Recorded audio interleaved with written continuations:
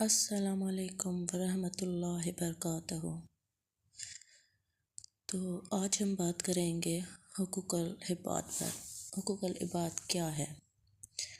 اسلام ایک مکمل ضابطۂ حیات ہے۔ اللہ تعالیٰ نے تمام انسانوں کے حقوق کا تعین فرما دیا ہے تاکہ معاشرتی زندگی گزارنے کے لیے ان کو واضح راہ مل سکے اور معاشرے میں توازن قائم رہے۔ حقوق کی دو قسمیں ہیں۔ پہلی قسم حقوق اللہ یعنی اللہ تعالیٰ کے حقوق ہیں، اور دوسری قسم حقوق العباد یعنی بندوں کے حقوق ہیں۔